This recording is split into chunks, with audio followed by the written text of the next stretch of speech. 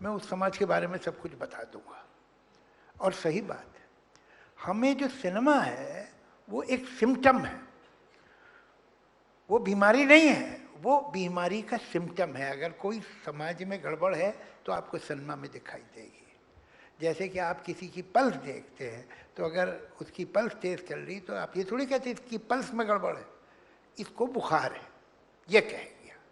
तो इसी तरह जो सिनेमा है वो वक्त के साथ बदलता रहता है, जैसे जैसे समाज बदलता है उसी तरह से उसका एटीट्यूड, उसकी मोरालिटी, उसके वैल्यू सिस्टम चेंज होते हैं। देवदास आज नहीं बनेगी, देवदास बनेगी तो आज नहीं चलेगी।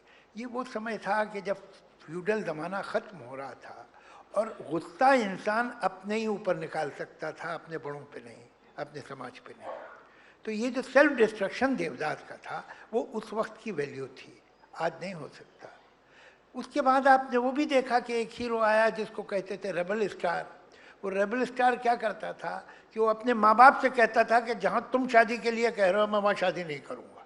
ये उसका रेबल था, सारा रेबेलियन ये था। वो समाज से रेबल नहीं करता था, वो सिर्फ माँ बाप से कहता था कि मैं शादी नहीं करूँगा जहाँ तुम कर रहे हो, मैं तो हीरोइन से शादी करूँगा। तो वो रेबल कहलाता था। उसके बाद बहुत आगे बढ़ के आपको एंग्री यंग मैन मिला।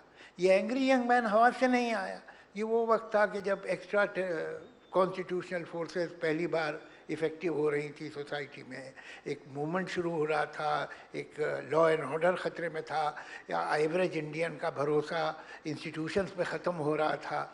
ये सारा जो चक्कर हुआ, जो जेपी मूवमेंट था, ये सब ये आसपास की चीज़ें हैं।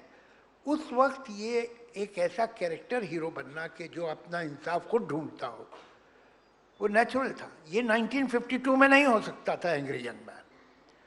तो उसी तरह से वक्त के साथ जहाँ विलन देखिए, कभी ठाकुर साहब वो ज़मींदार विलन होते थे, आज तो नहीं होंगे ना, अब ज़मींदारी ही नहीं रही, तो अब कहाँ ज़मींदार विलन होगा। एक ज़माने में जो अंडरवर्ल्ड था बड़े शहरों का, जब अर्बनाइजेशन शुरू हुआ तो वो विलन था, फिर वो हीरो हो गया। जब ज़्यादा अर्बनाइजेशन हुआ तो वही हीरो ही बन गए। एक ज़माने में पुलिस ऑफिसर और पॉलिटिकल लीडर्स को विलन बनाते थे तो पूरी ऑडियंस क्लब करती थी, अब वो भी नहीं रहा है, वो भी सिनेसिज्म ख़त्म हो गया। कुछ दिनों तक हमने पाकिस्तान से काम चलाया कि चलो भाई वहाँ से विलन, अपने घर में नहीं तो बाहर से मंगाओ, वो भी अब ख़त्म हो गया है। अभी वो थक गए, हम कितनी बार दिखाएंगे, वो तो चलते रहते हैं। तो अब हमारी पिक्चर है तो मोनोटोनस नहीं हो सकती ना, वो है, तो वो भी चला गया। आजकल हम लोग बगैर विलन के हैं, हमारी पिक्चर में बड़े विलन नहीं होते।